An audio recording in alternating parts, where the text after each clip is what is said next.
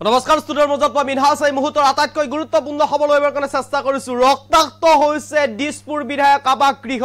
দিছপুৰ বিধায়ক আৱাসগৃহত ইতিমধ্যে প্ৰচণ্ড মাৰপিটৰ ঘটনা সংঘটিত হৈছে। এইবাৰ খুদ বিধায়কৰ আৱাসগৃহতে সংঘটিত হৈছে এই ভয়ংকৰ ঘটনা। এগৰাকী যুৱকৰ মূৰত আঘাত হৈছে আৰু এই ঘটনাৰ পিছতে এক প্ৰকাৰ চাঞ্চল্যৰ সৃষ্টি হৈছে। বলিন চেতিয়া বিধায়ক বলিন চেতিয়াৰ আৱাসগৃহ খদিয়াৰ বিধায়ক বলিন চেতিয়াৰ আৱাসগৃহত সংঘটিত হৈছে এই ভয়ংকৰ ঘটনা। ইতিমধ্যে সেই সমগ্ৰ ঘটনা সামাজিক মাধ্যমত ইতিমধ্যে পোহৰলৈ আহিছে। এই মুহূৰ্তত সবিশেষ লবৰ কাৰণে চেষ্টা কৰিছো।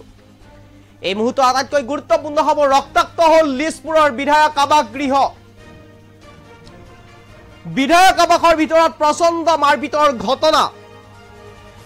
খদিয়াৰ বিধায়ক বলিন চেতিয়াৰ বাসগৃহত এই ঘটনা।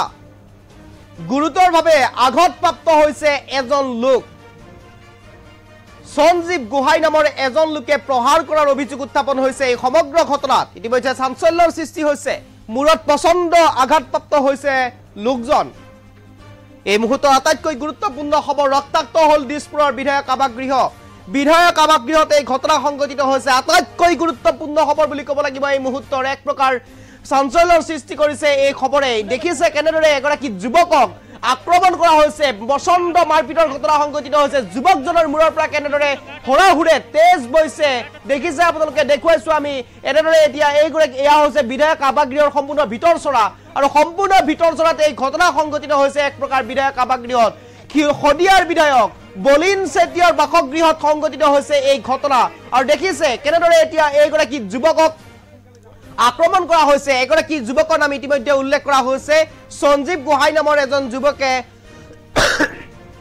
প্ৰহাৰ কৰাৰ অভিযোগ উত্থাপন হৈছে আৰু সঞ্জীৱ গোহাঁইৰ বিৰুদ্ধে এই অভিযোগ উত্থাপন কৰিছে। যুৱকজনক ততালিকে আৱাসগৃহৰ বিধায়ক আৱাসগৃহৰ ভিতৰত থকা যি হাস্পতাল আছে এই হাস্পতালত ইতিমধ্যে ততালিকে ভৰ্তি কৰোৱা হৈছে আৰু এগৰাকী যুৱকক আক্ৰমণ কৰাৰ ঘটনা সংঘটিত হৈছে খুদ দিছপুৰৰ বিধায়ক আৱাসগৃহৰ ভিতৰত। হৰাহুৰে তেজ বৈ গৈছে যুৱকজনৰ মূৰৰ পৰা। এক প্ৰকাৰ আক্ৰমণ কৰিছে এজন যুৱকে। যুৱকজনৰ নাম সঞ্জীৱ গোহাঁই বুলি ইতিমধ্যে উল্লেখ কৰিছে আৰু ইতিমধ্যে এই ভয়ংকৰ খবৰ বুলি ক'ব লাগিব। ৰক্তাক্ত হৈছে দিছপুৰ বিধায়ক আৱাসগৃহ আৰু দিছপুৰ বিধায়ক আৱাসগৃহৰ এই ঘটনাৰ পিছতে এক প্ৰকাৰ চাঞ্চল্যৰ সৃষ্টি হৈছে। অৱশ্যে মাৰপিট নহয়, ভৰি পিছল খাই আঘাতপ্ৰাপ্ত হোৱা বুলি ইতিমধ্যে সঞ্জীৱ খন্যাখীয়ে উল্লেখ কৰিছে। সঞ্জীৱ খন্যাখী নামৰ এই ইতিমধ্যে যুৱকজনে উল্লেখ কৰিছে। বলিন চেতিয়াৰ আৱাসৰ ঘটনাক লৈ ইতিমধ্যে আঘাতপ্ৰাপ্ত হৈছে সঞ্জীৱৰ। আৰু সঞ্জীৱে ইতিমধ্যে পোনপ্ৰথমে এগৰাকী যুৱকৰ নাম উল্লেখ কৰিছিল আৰু যুৱকজনৰ নাম উল্লেখ কৰাৰ পিছতে পুনৰবাৰ তেওঁ ভাষ্য সলাইছে আৰু ইতিমধ্যে তেওঁ কৈছে আঘাতপ্ৰাপ্ত সঞ্জীৱে ভৰি পিছল খাই পৰা বুলিহে উল্লেখ কৰিছে। এক প্ৰকাৰ সমগ্ৰ ঘটনাক ওলোটা দিশে লৈ যাবলৈ চেষ্টা কৰাৰ অভিযোগ উত্থাপন হৈছে। কি যি কি নহওক, খদিয়াৰ বিধায়ক বলিন চেতিয়াৰ বাসগৃহত এই ঘটনা সংঘটিত হৈছে। এক প্ৰকাৰ দিছপুৰ বিধায়ক আৱাসগৃহত এই ঘটনা সংঘটিত হোৱাৰ পিছতেই চাঞ্চল্যৰ সৃষ্টি হৈছে। এক প্ৰকাৰ যি ঘটনা সংঘটিত হৈছে এই ঘটনাই এতিয়া চাঞ্চল্যৰ সৃষ্টি কৰিছে। কেনেদৰে যুৱকজনক আক্ৰমণ কৰিছে, কিহৰ কাৰণে আক্ৰমণ কৰা হ'ল, কিহৰ কাৰণে মচন্দ মাৰপিটত লিপ্ত হ'ব লগা হ'ল, কিয় এই ঘটনা সংঘটিত হ'বলৈ পালে, কিয় আৰক্ষীৰ তাত নিষিদ্ধ বেহু ভাঙি সেই তেনেকুৱা ধৰণৰ ঘটনা সংঘটিত হ'ব পালে, কিয় দিছপুৰ আৱাসগৃহতেই এনেদৰে যুৱকৰ বা যিসকল লোক আছে এই লোকসকলৰ মাজতে মাৰপিটৰ ঘটনা সংঘটিত হয়। এই মুহূৰ্তত আটাইতকৈ গুৰুত্বপূৰ্ণ প্ৰশ্ন বুলি ক'ব লাগিব এয়া হৈছে দিছপুৰ আৱাসগৃহৰ ভিতৰ চৰা আৰু ভিতৰ চৰা তেনেদৰে এগৰাকী যুৱকক এতিয়া প্ৰচণ্ড মাৰপিটৰ মাজত লিপ্ত হৈছে আৰু এই ঘটনা সংঘটিত হৈছে খদিয়াৰ বিধায়ক বলিন চেতিয়াৰ বাসগৃহত।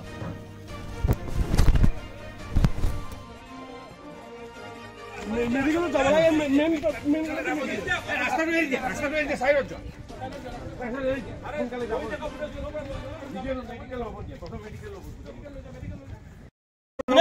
মানুহে তো মাৰি মেডিকেল কিয় পৰা বুলি কিয় মিছা ক'লে আপুনি ক'ত কৈছে আপুনি মিছা ক'লে পৰা বুলি মিছা কোনে মাৰিছে মেডিকেলত যাইছো কোনে মাৰিছে ৰবচোন কোনে মাৰিছে আপোনাক কোনে মাৰিছে সঞ্জীৱ গোহাঁই বুলি মানুহ এটা আছে। আপুনি ক'ত থাকে?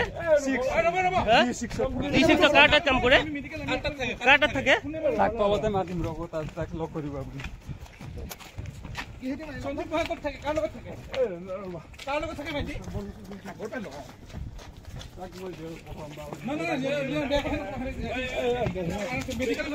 মেডিকেলত যাব লাগে মেইন ৰাস্তাটো এৰি দিয়া চাইডত যোৱা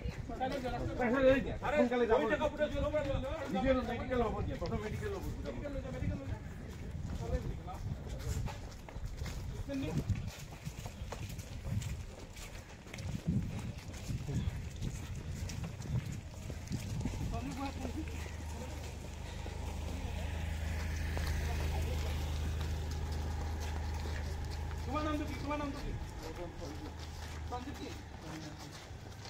কোথা